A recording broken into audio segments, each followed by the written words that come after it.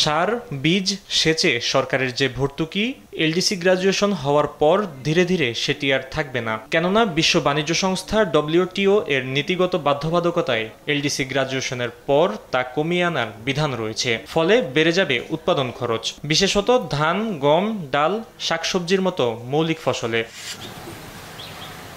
LDC উত্তরণ প্রভাব ফেলবে রপ্তানিতেও, ফলে কঠোর মান নিয়ন্ত্রণ এবং শুল্ক চাপ বাড়তে পারে। উন্নয়নশীল দেশের তালিকায় অন্তর্ভুক্ত হলে বিশ্ববাজারে অন্যান্য দেশের সঙ্গে প্রতিযোগিতা আরও কঠিন হবে, কেননা আন্তর্জাতিক মান আর সনদ ব্যবহারে বাধ্যবাধকতা তৈরি হবে। এছাড়া ইউরোপ, অস্ট্রেলিয়া, জাপানের মতো উন্নত দেশে পণ্য রপ্তানিতে বর্তমানে যে শুল্কমুক্ত সুবিধা সেটিও হারাবে বাংলাদেশ। এমন পরিস্থিতির জন্য কতটুকু প্রস্তুত বাংলাদেশ? এই মুহূর্তে আমাদের প্রস্তুতির যথেষ্ট অভাব আছে। আমাদের জন্য আরও 2 থেকে 3 বছর যদি ডেফার করা না হয়, আমরা পুরোপুরি গ্র্যাজুয়েশনের জন্য প্রিপেয়ার্ড না, সেটা আর্লি হবে।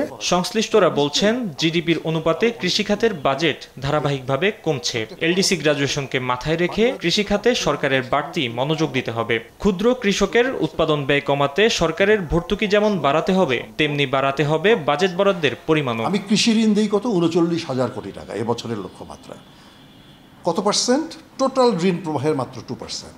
14% না কেন? কোনো না কোনোভাবে আমাদেরকে এই ভর্তুকিটাকেও কমিয়ে আনার চেষ্টা করা দরকার, পাশাপাশি প্রফিটেবিলিটিটাকেও বাড়ানোর চেষ্টা করা দরকার। এলডিসি গ্রাজুয়েশন কৃষিখাতে নতুন চ্যালেঞ্জ ও সম্ভাবনা নিয়ে এসেছে। ঝুঁকি থাকলেও সুযোগ সঠিকভাবে কাজে লাগালে দেশের কৃষিখাত আরও শক্তিশালী ও প্রতিযোগিতামূলক হয়ে উঠতে পারে।